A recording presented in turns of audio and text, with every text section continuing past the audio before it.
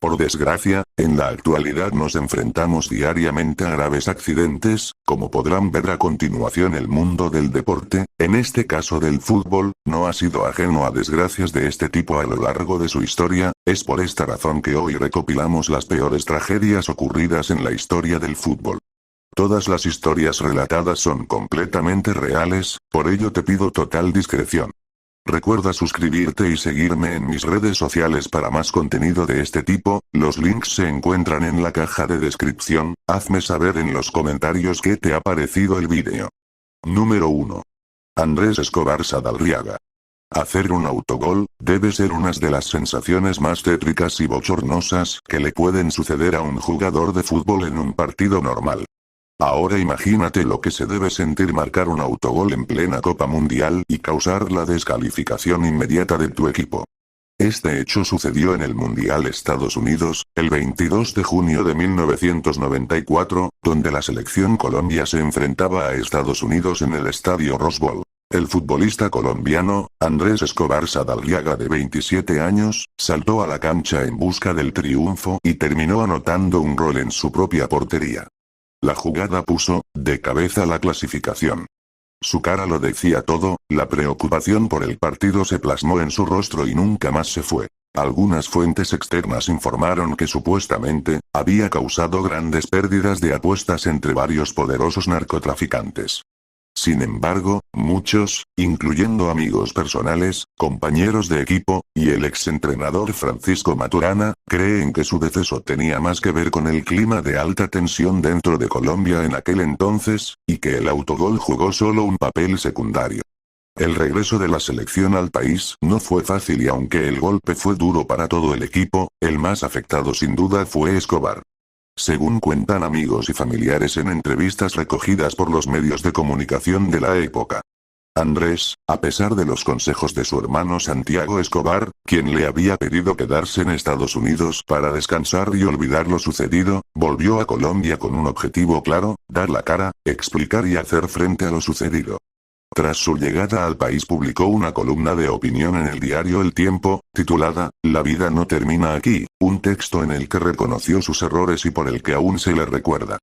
Bajo ese postulado, Escobar salió de su vivienda en Medellín a la discoteca El Indio. Al llegar al lugar desde otra mesa le empezaron a ofender. La gente no le perdonaba su error. Las constantes provocaciones llevaron al defensor a acercarse a la mesa desde donde le gritaban para pedir respeto. Allí, Pedro y Santiago Cayón Henao, sindicados de tener vínculos con el tráfico de estupefacientes y con las fuerzas paramilitares, siguieron gritándole.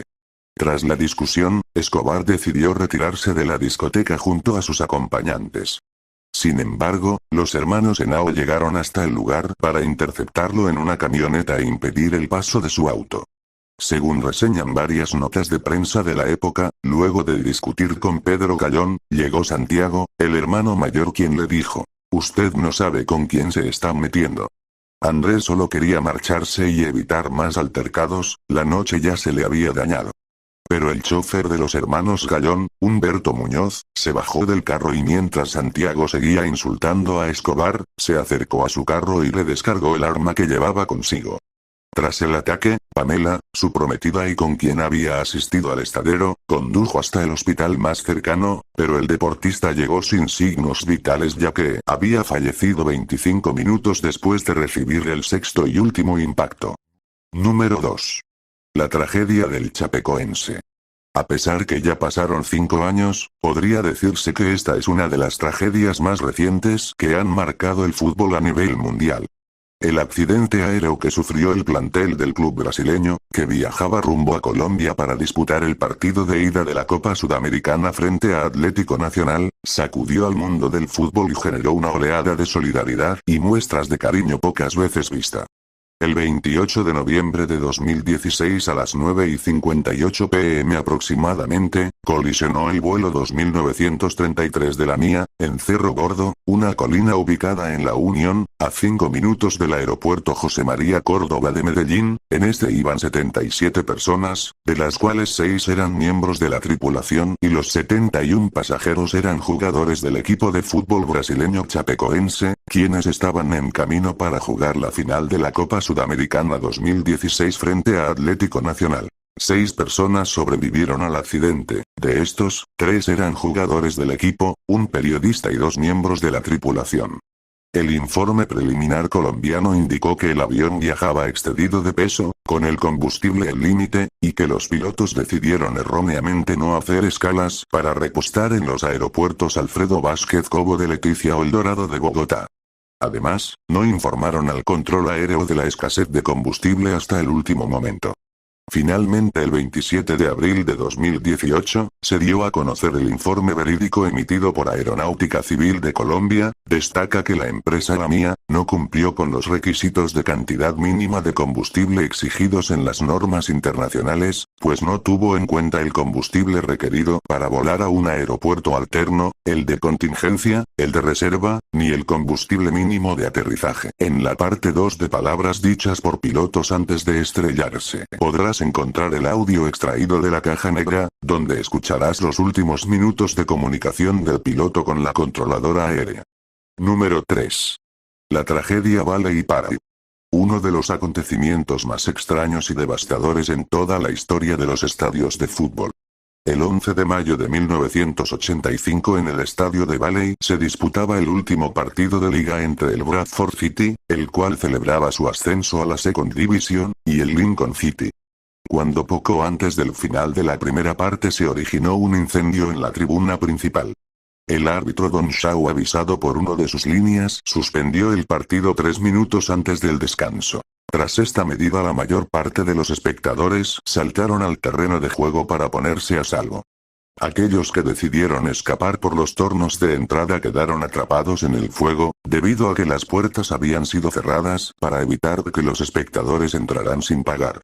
Las investigaciones posteriores determinaron que la causa del incendio había sido un cigarro o una cerilla mal apagados, que junto con los restos de basura acumulados durante años bajo los asientos y la madera de las gradas produjeron un efecto devastador. En tan solo 4 minutos el fuego se extendió por toda la grada provocando su caída. Lastimosamente fallecieron 56 espectadores y 265 resultaron heridos con quemaduras de primer a cuarto grado y heridas severas al tratar de escapar de las llamas. Número 4. El desastre aéreo de Múnich. El 6 de febrero será por siempre recordado por cualquier persona vinculada al Manchester United. Este accidente tuvo lugar en la propia ciudad alemana de Múnich el 6 de febrero de 1958, la plantilla completa del Manchester United volvía a Inglaterra tras disputar los cuartos de final de la Copa de Europa ante el Estrella Roja de Belgrado de Yugoslavia, uno de los 2 grandes clubes en aquel momento. El United había empatado, y se clasificaba para las semifinales donde esperaba el Atlético Milán. En el aeropuerto de Belgrado, el vuelo 609 de la British European Airways que les llevaría de vuelta a Manchester retrasó su salida 1 hora, ya que el jugador Johnny Berry había perdido su pasaporte. Te explicaré cómo sucedió el accidente. El capitán, James Stein, realizó 2 intentos de despegue pero se vio obligado a desistir debido a diversos problemas que sufrían los motores. El tiempo aquel día no acompañaba ya que el viento era importante y la pista estaba helada. En el tercer intento, a las 3:04 de la tarde, el avión falló al ganar la altura adecuada y se estrelló en unas tierras colindantes al aeropuerto, en una casa sin habitantes. Tras la colisión 28 pasajeros fallecieron y 21 quedaron heridos. Pese a que las primeras investigaciones señalaban al piloto como el responsable del accidente, más tarde se supo que el accidente había sido causado por la formación de aguanieve al final de la pista, lo que causaba desaceleración en el avión, impidiendo así que volviese a subir a una velocidad de vuelo segura. A pesar de estas conclusiones, las autoridades de la Alemania Occidental, que eran las responsables directas del accidente, emprendieron acciones legales contra el capitán Tain. Así pues, el gobierno alemán convirtió a Tain en el responsable principal y directo de la tragedia, a pesar de hallarse pruebas congruentes y testigos del accidente que exculpaban al piloto. La defensa de las autoridades alemanas tomó como prueba una fotografía del avión, que fue publicada en los medios de comunicación, en la que se veía nieve en la parte superior de las alas del avión. Sin embargo, cuando el negativo original de la foto fue examinado, no había indicios de nieve en las alas de la aeronave.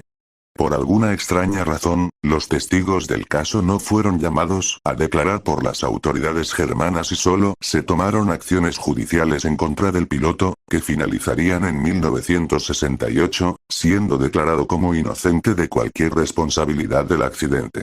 Número 5. Los desastres de Ibrox. El descuido, la violencia y el fanatismo desesperado, fueron las causas de estos accidentes que terminaron con la vida de tantas personas. El primer desastre sucedió el 5 de abril de 1902, durante un partido entre Escocia e Inglaterra por el Campeonato del Interior británico. La parte trasera de la nueva construcción, la tribuna oeste, se derrumbó debido a las fuertes lluvias de la noche anterior. Cientos de seguidores cayeron desde 12 metros hasta el suelo, 25 personas fallecieron al instante y 517 resultaron heridas. El soporte en el momento consistía en terrazas de madera sostenidas por un marco de vigas de acero. A raíz del accidente, tales marcos fueron desacreditados y sustituidos en todo el Reino Unido por terrazas con el apoyo de movimientos de tierra o de hormigón armado. La tragedia ocurrió después del minuto 51 del partido, que se permitió finalizar, para evitar que los hinchas salieran del estadio en masa y obstaculizaran el trabajo de rescate, pero fue anulado por ambas asociaciones de fútbol. Todos los ingresos del partido, jugado de nuevo en Villa Park, Birmingham, el 3 de mayo de 1902, fueron al fondo para contribuir a la recuperación de este desastre. El segundo ocurrió el 2 de enero de 1971 al final de un Old Firm, al que acudieron más de 100.000 aficionados. Después de 89 minutos de fútbol sin goles, el Celtic Football Club tomó una ventaja de 0-1, y algunos seguidores del Rangers Football Club comenzaron a abandonar el estadio. Sin embargo, en los momentos finales del partido, anotaron el empate para los Rangers. Al parecer, un hincha que llevaba a un niño en los hombros, tropezó y cayó, causando una cadena masiva de amontonamiento de personas. La tragedia provocó la pérdida de 66 vidas, entre ellos muchos niños. La mayoría fueron causadas por asfixia debido a la compresión, con cuerpos que se apilaban hasta 6 pies de profundidad en la zona. Más de 200 aficionados resultaron heridos. Inicialmente se especuló que algunos hinchas dejaron el campo cuando el Celtic anotó, pero luego se volvieron al oír a la multitud cuando se marcó el empate, chocando los fanes y cayendo al suelo. La investigación oficial sobre el desastre indica que la hipótesis no es cierta, pues todos los espectadores iban en la misma dirección en el momento del colapso. Número 6. La tragedia de Hillsborough. Es uno de los acontecimientos más tristes de la historia del fútbol. Un hecho que marcó las vidas de todos los aficionados del Liverpool para siempre. Ocurrió el sábado 15 de abril de 1989 en el estadio de Hillsborough, en Sheffield, Inglaterra. El suceso tuvo lugar durante el partido de fútbol entre el Liverpool y el Nottingham Forest, correspondiente a las semifinales de la Copa de Inglaterra. Fallecieron 97 personas aplastadas contra las vallas del estadio a causa de una avalancha y 766 resultaron heridas. El estadio de Sheffield contaba con capacidad para 54.000 personas, así que fue escogido por la Federación Inglesa como la sede de la semifinal de la temporada 1988, donde el Liverpool buscaba derrotar al Nottingham, bajo la mirada atenta de miles de personas que llegaron para apoyar a sus equipos favoritos. El juego debía comenzar a las 3 de la tarde del 15 de abril y a los hinchas se les pidió que llegaran 20 minutos antes.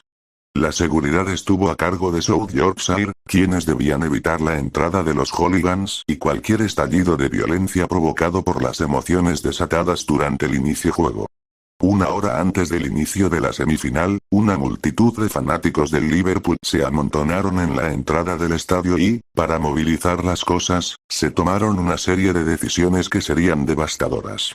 Estas decisiones llevaron a que una sección de las gradas se llenara a más de su capacidad, haciendo que los que iban entrando comenzaran a empujar a los que ya se encontraban adentro. El partido, que después fue opacado por la controversia del caso, ya había comenzado, pero en las gradas las cosas iban de mal en peor, e incluso se dice que los fanáticos comenzaron a pedir a la policía que hicieran algo para que quienes se encontraban apretados contra las vallas pudieran quedar libres y respirar mejor. Las autoridades tomaron la decisión de terminar el partido a las 3:06, pero ya era tarde. Muchos fanáticos ya habían saltado al campo para escapar de la presión, 96 personas, incluyendo varios niños, ya habían fallecido aplastadas y otras 766 resultaron heridas. Este evento se convirtió en la peor tragedia en la historia del fútbol. Como lo prometí en mi anterior video, les dejo un saludo a todos los que comentaron y se suscribieron al canal. A las primeras personas que me sigan en Instagram y dejen su favorito, serán saludados y aparecerán en mi próximo video. Gracias a todos por su apoyo.